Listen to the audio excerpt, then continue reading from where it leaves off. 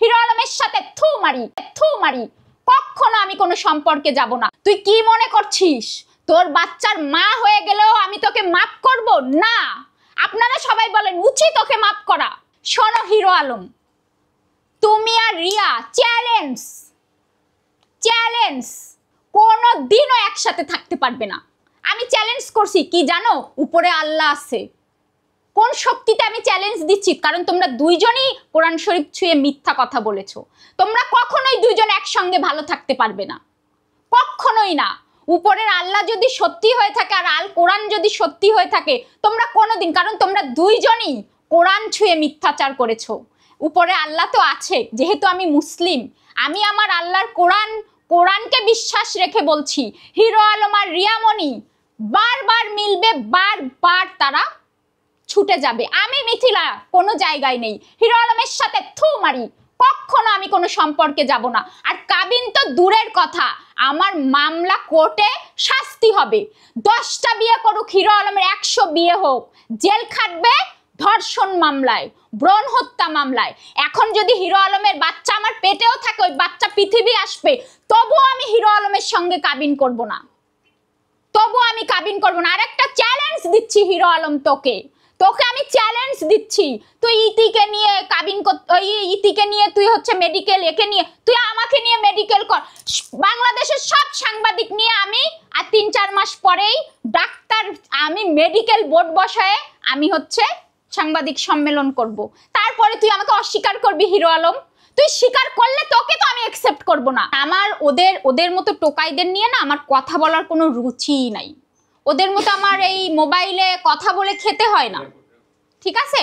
সেখানে তারা আমাকে নিয়ে যখন বলে, এই যে রিয়া একটা কথা বলে, আমি পাল্টা, এই যে হিরো আলম আমাকে নিয়ে কথা বলে, সেটা পুরো রিয়া হিরো আলমকে নিয়ে এবার নাটক করছে, ম্যাক্সের সাথে আছে, হিরো আলম রিয়াকে ফিরাতে চাচ্ছে। পুরো এবারে সাংবাদিক সম্মেলন হয়েছে, রিয়ার মুখস্থ কথা আলম বলেছে, রিয়ার মুখস্থ কথা যে তুই এই বলবি, তারপরে আমি কোর্টে বলবো। প্রতিনিয়ত তুই আমাকে ছোট করেছিস হিরো আলম, প্রতিনিয়ত। তুই কি মনে করছিস তোর বাচ্চার মা হয়ে গেলেও আমি তোকে মাফ করব না? আপনারা সবাই বলেন উচিত তোকে মাফ করা।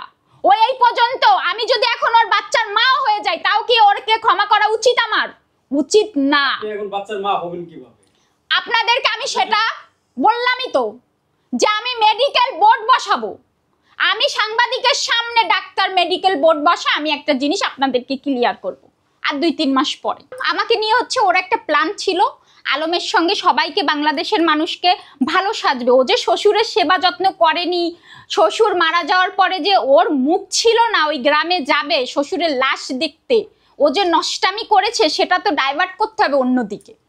এই জন্য আমার সাথে মিলে এগুলো করে একটু ভালো সাজলো জিনিসটা। ওই শ্বশুর, ও যে তখন তো একটাই নিউজ ছিল যে রিয়ামণি শ্বশুর মারা গেছে, লাশ নিয়ে যাচ্ছে, আর রিয়ামণি ম্যাক্স ছবির সাথে ডান্স করছে, এই কথাটা চাপা পড়েছে না এখন? একসাথে ছিলাম না, মাঝে মধ্যে গেলে ওই ভিডিও বার্তা, আমি আমার বাড়িতেই থাকতাম। হিরো আলমকে আমি জীবনেও মানবো না। ও কে? ওর মতো টোকাই, ওকে আমি মানানোর কি? আমি ওর মামলা কোর্টে, ওর মেয়ের নামে পর্যন্ত ব্রণ হত্যা মামলা দেওয়া, আজকে আমার বাচ্চা নষ্ট করে ওর মেয়ের সিগনেচার। আমার তো প্রমাণ দেওয়ার আর কিছু নেই। শোনেন, আমার কোর্টেই সব হতো, কিন্তু ওরা মিডিয়াতে আমাকে নিয়ে নষ্টামি করেছে বিধায়। আমি তো মিডিয়ার মেয়ে না, তোরা মিডিয়াতে বলেছিস, আমি আমার উত্তর দিয়েছি মিডিয়াতে। ওই টোকাই তো ওইগুলো বলে বলে আমি গরিব, আমাকে কেউ ভালোবাসে না, আমার চেহারা ভালো না, সবাই স্বার্থে আসে, এই সমস্ত বলে বলে কান্না করতো। রিয়ামণি ভালো না, আমার কেয়ার করে না, সবাই আমার কাছ থেকে সবই, তুমি দেখলাম একমাত্র একটা ভালো মেয়ে, এই বলে বলে ওরে কান্না জান, তুই কি আমাকে কোনোদিন ছেড়ে যাবি? ওরে কুত্তার মতো আমার পেছনে পড়েছিল।